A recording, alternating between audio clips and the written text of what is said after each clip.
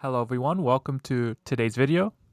Today I'll be reviewing my second round game from the Korean American Cultural Center of Michigan Baduk Club Tournament, aka the KACCM tournament. If you did not see the review of my first round game, I played the local club's strongest player, and I did end up winning that game. So I was currently 1-0 in the tournament, and as a reminder for the format of this tournament, it was 2 Dawn bands of 3 players, basically doing a mini round robin to decide who plays in the finals. The 2 winning players, or the 2 players with the best records, I should say, in each band would play in the finals. So since I won my first round game, if I won my second round game against Yong Ku Kang, I would end up being in the finals. And yeah, I was excited. Again, playing new players is always exciting and fun. So yeah, let's jump right in. As I said, my opponent was Yong Ku Kang, 2 Dawn. And he was very gracious about playing me. And yeah, I was very excited. So let's jump right in. As a reminder, the time settings for this tournament were just play not too slowly, because they tried getting clocks or using an app as a clock, but it didn't work out. So it was just a almost no clock tournament, which again, not playing super slowly is something I already do. So not a problem for me, but let's jump in. Since Yong Ku Kang, aka Mr. Kang, is 2 Dawn, we played 4 stones. We start out with a kick and back off. So I extend. And you'll see actually for this opening, I play very simple. I'm playing very textbook, is another way you could put it. And against other players, I might try to go all the way, which again, I think is possible. Going elsewhere is also possible, but I was just really trying to keep things simple. Why specifically? Again, I think that's a safe bet against somebody you've never played before. Again, as I say, with handicap, if the handicap's correct, the mistakes will come. So I don't need to force anything or do anything drastic, especially this early on, right? We're at move 5. I don't need to try to win the race immediately if in mile 1. So black backs off, and that is good. And so then I play the 3-3. And we get this. This is also fine. Black plays here. Not that this is a bad move by any means, but just to note again here, maybe, at this stage, maybe there's not really anywhere to play that sente, but here, technically, black has sente, and black could go anywhere on this board. Black could play another move in the upper left, play a move on the bottom side, especially with these 3 stones now facing the bottom side. That could work nicely for black. But black goes here, and this move is not sente, and that's something to keep in mind with this Joseki, is this move at c7 is not sente. So since black has these 3 stones here, I split, which again, as I was saying earlier, very textbook, very simple. I'm not trying to do anything too crazy too early on. I'm almost testing the waters with my opponent, see where their strengths and weaknesses are. Black extends here. So already this is a little suboptimal, because if you have a position where you can push your opponent either way, you want to push your opponent towards your thickness. And so black has thickness here in the lower left, so black should play some move from this direction. As well as whenever you have any corner group, or like your opponent has a corner group and you're pushing them towards that group, any move you play towards the corner also affects the bottom side. So if black were to make this hanging connection, not only does this threaten b1, but it also threatens to undercut white on the bottom side. So I actually probably wouldn't extend. For that reason, I probably wouldn't extend here. I would maybe extend up, not trying to make a base, but still, it's still a good way for black to play here. Again, prioritizing the corner and pushing white towards thickness. Now, I think black had a specific reason to play here. I extend. Again, black kicks. You'll see black is very kick heavy. Black likes to kick.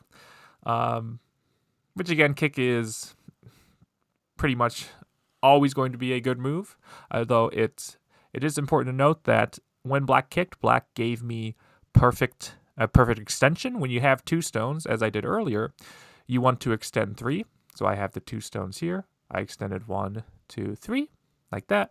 And so notice, when black kicks, black gave me the perfect extension. So this is a case where a move like Q2 would keep better Aji in this 3-space extension here. So now white has 1 stone that extended 3, which is not bad per se, but it's not the perfect extension. The perfect extension is 2. from one stone. And there's a very specific way you can play here from this corner. And what I mean by that is if your opponent has approached, you have backed off, something like R6, and then you end up getting Q2 later, there's a very specific way you can play against these two stones here. So let's say white goes elsewhere, because you might think, okay, if white goes here, or black goes here, white can still connect under, and while you can maybe separate like this, or go under, take out white's base, white's still able to connect. So the question is there a way to keep white from disconnecting? Even if you go this way, same thing, right? White's going to end up connecting somehow. So is there a way to prevent this? And yes, there is. And again, it's very specific. You need this stone at Q2 for this to work. Where if black or white attaches under, black hanes at N2. Always remember hane towards the Q2 stone. And then when white cuts, don't Atari this L2 stone. You can stand up like this. And notice what's happening. This Q2 stone is helping us connect back our N2 stone here. So if white pulls back this direction, we can pull back this direction. White cannot capture us now, or disconnect us, I should say. But if white has to connect this way, then we get this Atari, and even though white captures a stone here, white's not even alive on the bottom. So again, anything that happens here is going to be very good for black. So yeah, this is why Q2, when your opponent has a 3-space extension, getting Q2 is very, very good. Very, very good. And again, all this kind of disappears once you kick. Again, you get Sente, though, so you need to juggle the priorities. But I think in this case, playing Q2 is a nice spot to get. Yes. And again, just to illustrate, if you don't have Q2 and you try the same thing, well, now you have no stone to connect back to. So that's why Q2 is very vital to have to threaten this shape here. And again, now it's up to white. Does white defend but give black Sente to do something else? Does white go elsewhere? And if black goes under or splits, white treats this bottom side lightly. Maybe white would just jump, right? It'll depend. So maybe in a handicap game, it's a little quicker to just go elsewhere. But yeah, Q2 is a nice move to get when your opponent has a 3-space extension. Black goes here, kicks, and then goes under, which again, this is like black played H3 to, again, maybe make points there, but then black hanes and then jumps across, which this is a nice sequence here, but look how close H3 is now. And black's a little over-concentrated now with this corner group here. There's even still Aji at F2, F3. So it's just not a big area for black to play, which is why, again, initially I think H3 should have been somewhere else. Even if black did the same thing, all right, we're talking about this sort of scenario, it'd be better in this case because, again, this area here is not big. This area here is not big. If white extends or just takes, maybe white extends, then black can just go elsewhere, and this area here is small. And black has secured the corner, secured another corner, and yeah, I think this is definitely better for black. So yeah, black gets a little over-concentrated here and loses Sente. So what's the final corner not played at? The upper left. And to maybe not no one's surprise, but to not my surprise while I was playing, black kicks and then plays the same low knights move. And yeah, I switch it up. I can't give a specific reason why I play the shoulder hit. I just didn't want to do the same sort of extension here or doing some sort of extension. I just wanted to do something a little different. As well as black is starting to build this left side. So if I do play from this direction, maybe black could play a nice move on the left side. So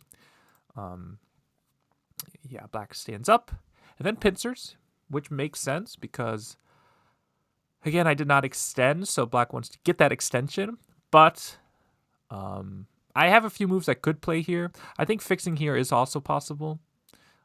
This is threatening to now place moves like C13, which are quite big if black answers. General way of answering is peep to make sure I care about D13 and then sliding. And then I can kind of play how I do in the game of attacking the top. In the game, I immediately attack the top.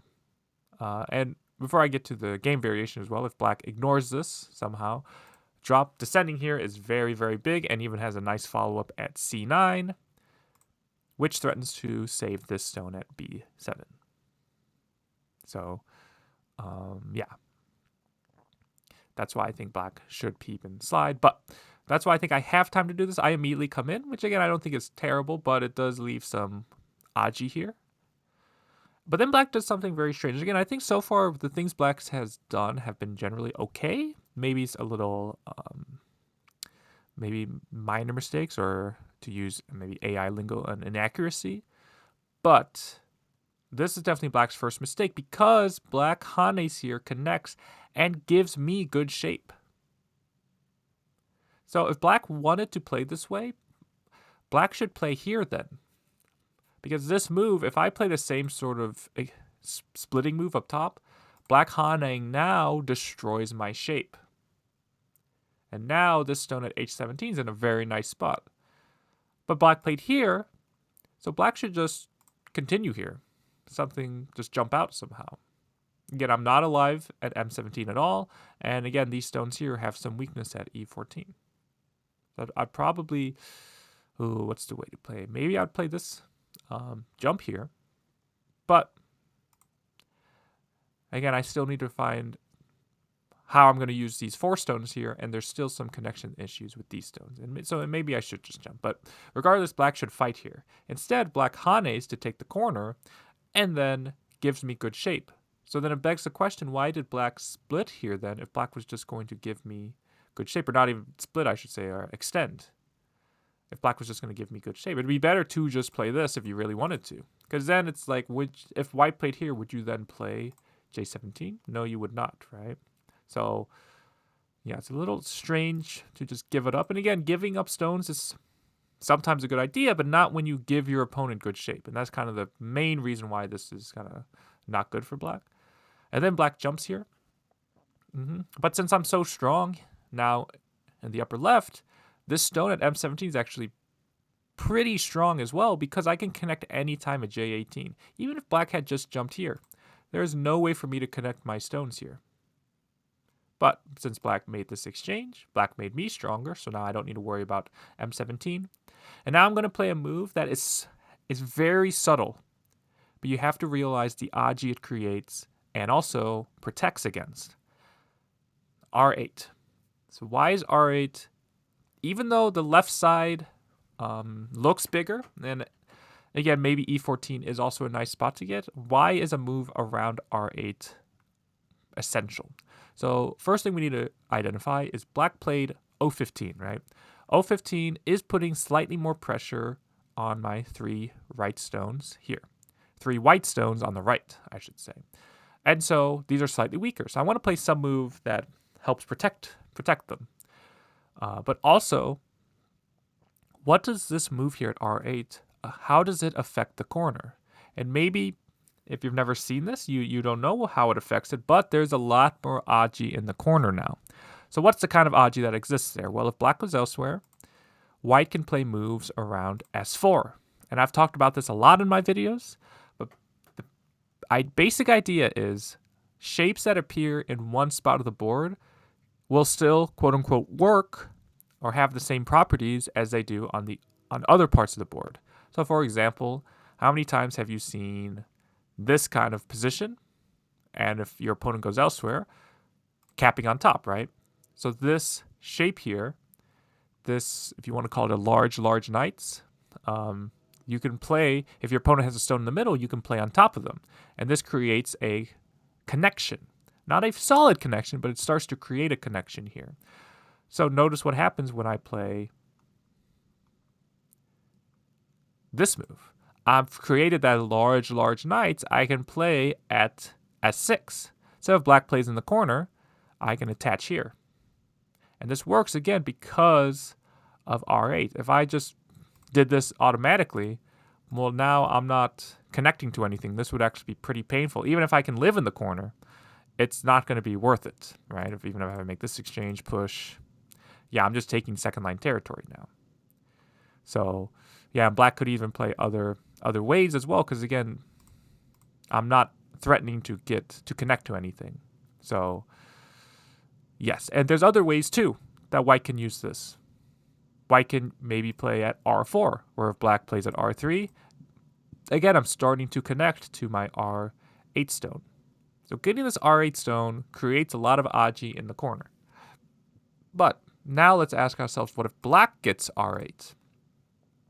Well, once again, the aji in the corner for black has diminished, right? There's less aji for white to invade or attack black in the corner. But look at white's right group now. If white goes elsewhere again, now there's aji with moves around R11, R12, where if black, let's say black plays R11, for example, and white tries to block, when black plays moves such as S12 next, it threatens to connect at S14 or S10. And again, why does this work? Because of R8. So in general, when you have pretty much a 3-space gap between kind of two groups, getting that 1-space jump, and I know this isn't a 1-space jump, like this is a 1-space jump, but white getting it isn't a 1-space jump, but playing in that 1-space area, or playing in that 3-space area with a 1-space move is very, very good to get. So notice, getting this move now, there's no aji, right? There's no aji to connect back. And even if black did that immediately, you don't really connect back to your, it's a lot harder to connect back to your group there. So the stone at R8 is what makes it possible. So if black gets R8, it secures the corner, makes white weaker. If white gets R8, makes white stronger and makes black weaker. So these are the kind of subtle moves. Then again, they look pretty innocent, right? Oh, maybe white's just defending the right side, or oh, maybe it's a big spot to get, but they mean a lot. Yeah. So I go here, and then black plays this, which I think this is the right idea, but the specific move is what is not great for black. You really want to play here. You want to play in the middle, because if I just come in the middle like this, technically speaking, like black could play this way. And while white shape is ugly, black has just been kind of pushed down to the first line, and black actually doesn't get that much, actually. Like if white just continues here, like you can't even extend here because you can never push through and cut because you're too low on liberties. So that's why you want to try to play at M3. If white plays on top, then you can play M2, and this threatens to connect either way, like so. So yeah, and this is a very nice shape to know. Now again, technically speaking, it became, when I kicked here, because I want to, while I think this is okay for white, because I played R8, I really wanted to get my use out of R8 beyond just protecting my upper right. So I kicked here because it creates not letting black connect makes black weaker in the lower right. So it became the same thing if I came on top, or black played at M3, I play on top, black goes down and I play at N2. But still, I think it's still better to just directly play M3. And here, black connects under. I think black should really try to exchange this. Now again, it's if white just plays here next, again, it's not super great for black. Maybe it's okay because of the weakness here, but yeah, getting P2. I think I should P2 first. Yeah, I should P2 first and then play on top. I think P2 is again a key shape in both groups. And black connects under, which is good. In some cases, though, I think it is also possible to Hane Atari and then give up the 2. And you can see that even if white captures these 2 stones, black gets immense thickness. So this is also possible, because connecting on the second line is not super great, especially when I can go into the corner like this. And again, this is pretty dangerous for black. But even if it's dangerous, the way black played should not have occurred, I guess is the simplest way to put it. Because again, there's a lot of bad aji, and again, having this stone at R8 is kind of what makes a lot of the quote-unquote Don magic work in this corner. Where if black connects and I go down, again, there is a ko here, but just ignore the ko for a second. Playing at S5 threatens to connect at R8. So again, without this R8 stone, it's a lot harder to make anything happen in this corner. So the game, black Ataris, but this technically doesn't fix the cut. So I peep. And if black had connected and I can connect, technically this would be some sort of ko, but it's a big ko for black, where black can extend here and I can turn. This turn threatens this ladder, so black has to play here. I can hane, and this is a very famous Tesuji, life and death, whatever you want to call it, shape here, where there's a ko here for black. Where if you do anything that's not forcing, like maybe hane here, white can throw in and capture. So you have to do something that's forcing it on every move. So you can play S3, which is an Atari. And again, if you just Atari this way, I versus no I. So you have to clamp. And again, if white captures, we have this ko. And if white goes down, we have this ko, like this. Because this puts the 4 stones in Atari immediately, it's usually better for white to just take.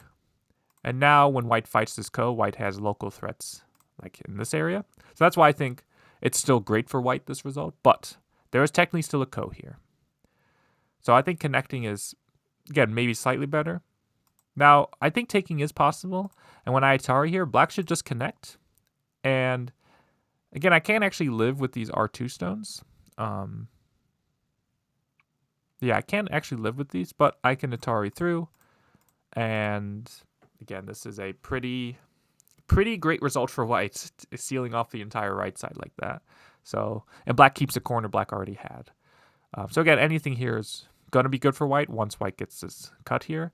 But what black does is Atari here, and I take, black pushes, and then Atari's here, and I'm able to take the entire corner. So this was a very good result for white. Yeah.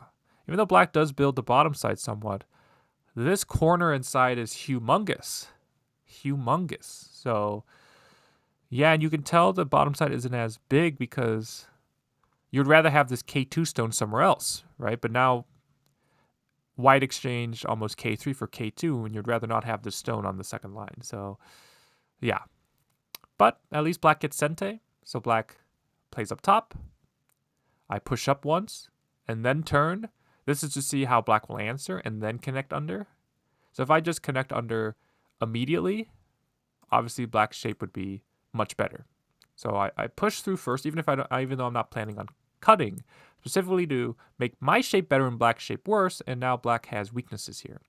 So black fixes, and now I want to ask a question. What looks like an important spot to get on this board if you were white? So my thought process here is, and this is true for Moyo games a lot of the times. So after this corner, fight, if you want to call it that, exchange here where black gave me the corner for taking the bottom side, we now have kind of a Moyo versus Moyo game. Or even in this case, because of how solid they are, it's almost like a big territory versus big territory. That means whoever plays on the in-between line, it's a big spot to get. So for example, if black had played here, this reduces white's right side while building black's bottom side. But notice if white gets this move, which is where I played, it builds my right side while reducing black's bottom side. So whenever you get these games, because not every game is like this, but in this specific case, it kind of naturally occurred, where you have a big area versus a big area, you want to get these in-between moves where both sides can expand and reduce at the same time. So this move would be reducing white's right side while building the bottom, and this move here for white builds the right side while reducing black's bottom. But black has a plan with this. Black attaches and then cuts. So again, black is following the plan of, okay, I made some thickness. So let me attack this side. I extend. Black goes under. Again, black played that way, but I think just playing kind of like how black could have here or even ended up with this shape, I think playing this would just be a lot nicer because it keeps you connected to the corner and it still threatens to play at D10. So I'm still going to play at D10, but now black has to add another move and black's shape is actually a little bit worse because later I can descend here and black can't connect. Whereas playing here, I can't disconnect here now, and yeah, I think it's slightly better for black in this case, right? And they say you don't want to get your head hit at the head of 2 stones, where that's what black did. Black almost took the hammer himself and hit himself on the head. So Hane, and here, this is probably, like, so far I'm pretty happy with how I played, but my next move is maybe my first move that I have regrets, if you will, is I went here to try to separate. But I think I should just play it from this direction. Again, with getting moves in this direction, if black has to connect somehow, then I can continue with my L8 stone and just not only keep reducing black's bottom, but also build somewhat of a center now, right? So, yeah, this move at H11 is quite a nice placement with all of my stones in this area. But when I play here, which is aggressive, like, especially after what happened in the lower right, I shouldn't feel like I need to kill or attack anything. Yeah, I don't think I should be thinking that way. Because just the bottom right was such a good result for me. So, yeah, playing here, now my maneuverability in this area is actually quite restricted. And then if black just plays here and can connect anyways, J14 becomes a wasted move. So I play here, black attaches, and again, this is annoying for white because if I just Hane and black makes a tiger's mouth, I can't Atari because black will separate the left side. But if I pull back and black extends, again, I have a lot of weaknesses here. If I extend, black can cut. If I fix, black can still turn. And yeah, this is very uncomfortable for white. White now needs to live in this area here, which again, even if I end up living, right, somehow, well, I didn't gain anything with this J14 stone at all. I was pretty calm, playing pretty simple throughout this whole game, but here was when I almost lost patience, if you will, which was, yeah, I could have just taken a deep breath and played where black played, which again, to give black credit, this is a very nice move, and I should have taken it. So I play here. So I can't Hane, so I have to wedge instead. Again, I can't just do this either because black shape gets too solid. So I have to wedge to try to create cutting points. And if black Atari's this way, again, I still get G10, but black has weaknesses now. So it's a lot better for me. So black Atari's this way. And now the fight begins. Because now when I extend back and black plays here, we almost have a pinwheel shape. But now I can use J14, but now I'm completely sealed in. So now I have to be able to make something happen here. Otherwise, it's game over. Which again, I didn't need to play this way to almost put all my chips on the table when I got such a good result on the lower right and could have just, in endgame, caught up. So I played the Goblin's Nose, which I think is okay. I don't know why. It felt good. This was more of a feeling thing than anything else. Maybe it's a bad exchange. Maybe just going here is better because this now still threatens the Goblin's Nose. But it just felt like a good exchange to make. Can't really explain it. But then I play here. And so maybe I thought getting H7 helped with this move here. As we'll see, it kind of helps, but if black plays optimally, it was still not going to be a good exchange for me.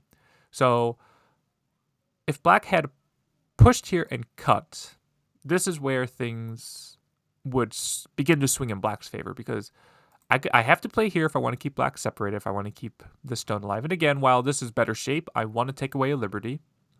Black can push and Atari. So black can't ladder me in any way.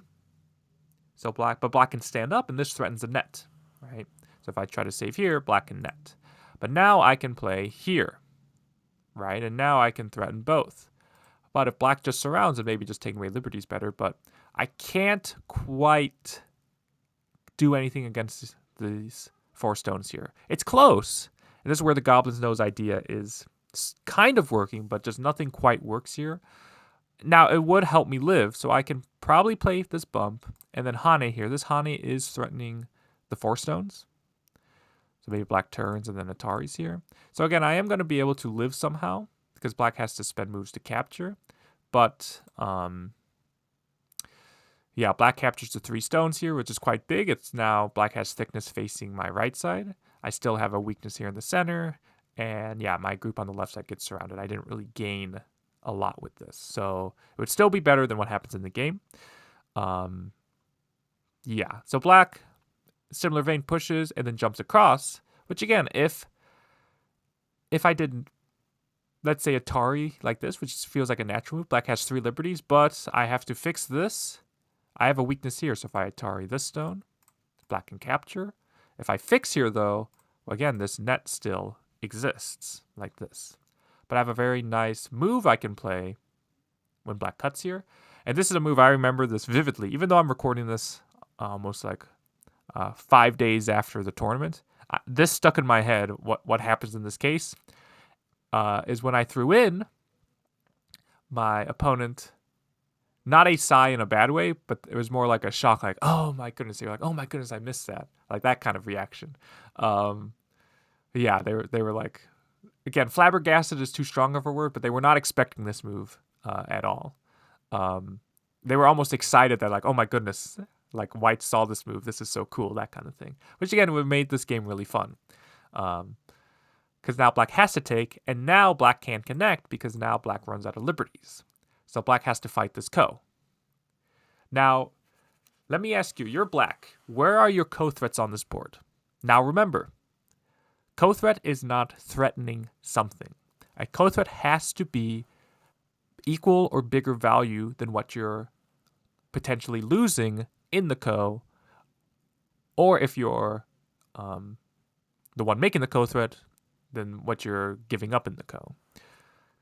So on this board, you want to, I shouldn't say you want to look for on this board specifically, but I mean, you want to look for stones that you can resurrect. Those are generally the best ko threats. So a move around R9 is very hard for white to ignore, because if I ignore, all of a sudden, not only does black rip out some territory and weaken my right side, but black is bringing back to life this R6 stone.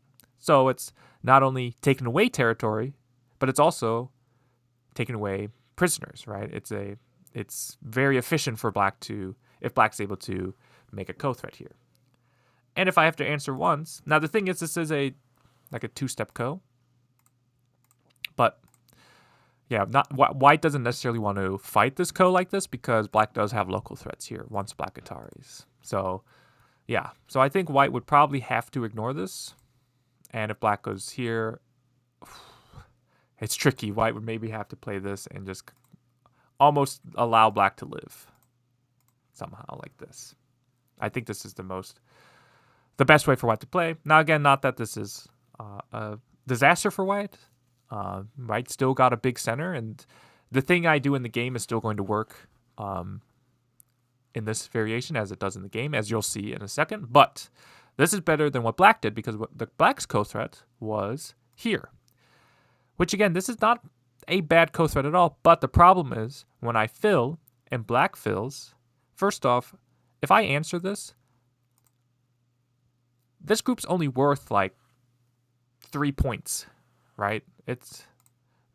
So I only have 3 points here anyways.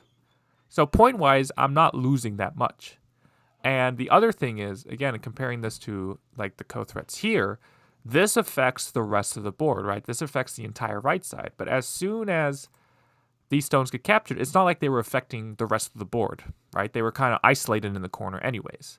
So it's not only low points, but also low value in terms of affecting the rest of the board. So yeah, and now I can do, as I was alluding to in the other variation, what would have also worked in that variation, which is why it's still okay for white, obviously still works in this game too, where I can play here. And my idea is as I'm actually aiming at these stones up top. But I'm asking first at P16. Because if black connects here, I can now peep and then play some move in the corner. And this is very uncomfortable for black all of a sudden. If black connects here, though, then I can wedge. And now, as you can see, I can now separate the top from the upper right. So an order of moves is important here, because if I peep first, and then play here, then black's going to be able to connect somehow. So this is a good example of order of moves. With order of moves, play the move that has multiple possibilities for an answer first. So when white goes here, how many ways can black answer? Black can go here, black can go here, black can go here. So depending on what black does will change what I do in this area. Whereas, what are the ways black's going to answer this? It's pretty one-dimensional, right? Like black's going to connect here. So I don't need to play this right now. So if black goes here, then I can peep. And so now I get both sides. Whereas again, if I peep first and then go here, black can kind of change what they do now, even just blocking and connecting. So now this exchange becomes a bad exchange because I would now like to, if this did happen, I wouldn't peep now. I could now wedge, kind of like I do in the game. So yes, so good order of moves. Black connects, but then I can cut off the center. And again here, I think I can, again, be almost patient, where I can just simply turn here. And again, combining the lower right with the now the top center with all these captures, this is a huge area actually. But I make things complicated, not in a necessarily bad way, because everything technically works here. So I play the 3-3, see how black plays. I now jump across the knight's move. Black answers. I connect. This threatens cut. I cut. Again, this threatens Q15. And then I Atari here. So I am able to capture some stones here, but black gets into my top side. So again, was it really worth it? It's hard to say, especially as you'll see, I even make a mistake later as well. So again, I think for simplicity wise, even at like this stage here, oh yeah, even just like right here, just connect here. Keep things simple, especially when you have a lead. And again, with the lower right and the center here, it is quite, I don't want to say obvious, but it is quite apparent that white is doing quite well in this game. Here, yep, like this. Black connects. And then I play here. This is a nice spot to get. And then I descend. This is also a nice spot to get, which is, again, as I was alluding to earlier, black playing B11 meant when black turned here, I can't separate, but now I can separate. Black Ataris. I can play here. Yep. Black fixes. Play there. Yes. So now we're kind of just an endgame. So you might think, okay, you know, we're wrapping things up. One more exciting thing happens, though. So black plays here and then plays here, and I turn here. And this is, while some of my moves have been maybe suboptimal, or maybe I would change how I would play and if I was able to play this game again, this move is a mistake. There is just something I did not see here, which is black pushing here and then empty triangle. It's always the shapes you don't expect that get you, isn't it? Yeah, this just works. And at this point, I am kind of not flustered, but I'm like, oh my gosh, I was playing so well, so well. And it's one of those things where as soon as black went here, I was like, oh my gosh, I messed up. And the reasoning behind this turn was I thought, like, if this turn threatened something, you know, okay, maybe I lose a little bit on this side, but I get something here. But what I was reading doesn't even work. I was reading, like, if I go here, and maybe I can Atari, I can squeeze here. But I still need an extra liberty to make this work. So even my thought process behind M7 was not correct. So not only was it basically a pass, it was almost a pass at the most misopportune time. Because what happens is, when black covers here, these three stones are in danger, but so is this stone here. So I can't take here because Atari and then black captures. So, yeah. So I just had to double Hane and let black connect. Black couldn't Atari, by the way, because then I can Atari here and black gets captured. So black has to go here, but then black's able to capture. So again, I got pushed down to the second line. Black saved these three stones, which again goes back to my initial point of I did not need to do any of this. Just connect here, and I'm going to keep all this center territory. So not only did black was able to bleed in, black was able to capture these three stones anyways. So ideally as well, I need to just, bite the bullet and let black. Even here, I need to extend. It's annoying, but I can't even play this one because this move would still work. So, yeah, I just need to bite the bullet, let all these exchanges happen, and yeah, go from there. But yeah, instead, this happens. So I do push here, but then realize, oh, yeah, nothing works there. So then I do a monkey jump, and then we get this. But then I'm looking at this, and I'm like, wait a second, right? Black wants me to connect, so he can connect, which makes sense. But whenever you block here, or whenever you block, and there's a cut potential, it's go-tay for black to be able to cut you, right? Because it takes a move to connect back. So I'm like, hold on a second. I think I can live here. So first I push here to force black to capture. The reason why I do this is right now I'm thinking, okay, R14, they're about to be captured. So while these aren't captured yet, I'm going to Atari because I can cut. Black has to connect. Hane. Black blocks, and then I can live. So yeah, as you'll see, black's able to play here, which is nice because it forces me to capture, but then black captures these R13 stones. So yeah, at this stage though, we just kind of have endgame now, so there's not too much to look at. If you are curious about how the game transpired fully, the links for all my tournament games are always in the description, so you can check that out. But I know this video is going somewhat long, so I'll speed it up here. One final thing is, and you'll notice I was kind of preparing this with all my moves. So I took here, I Hane'd here, I played here, black blocked, I went here. Is I'm really trying to get an end game here, which I do end up getting. Black needed to fix by going here. And there's no problem, but when black connects, I can Atari and then allow this to happen. So I did get some end game there. Again, black can't connect because I can cut and black loses the Liberty race. So so I get a little end game there.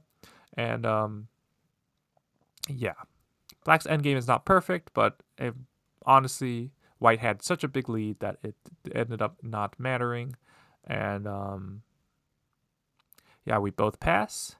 And I believe it was white by, let me check, white by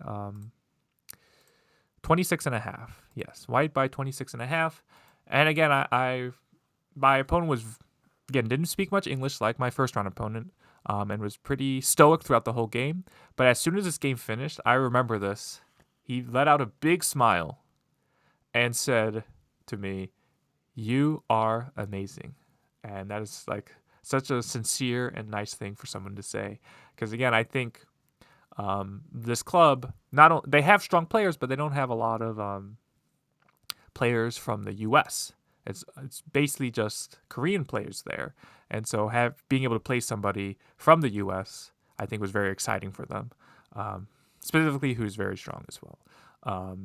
So yeah, and I know this because post tournament, Mr. Kim sent my student text relaying that information. So yeah, so Mr. Kang after this game said, "You are amazing," and yeah, it made my heart flutter, if you will. But yeah, I won this game, which meant I was 2-0 in my round robin Don band.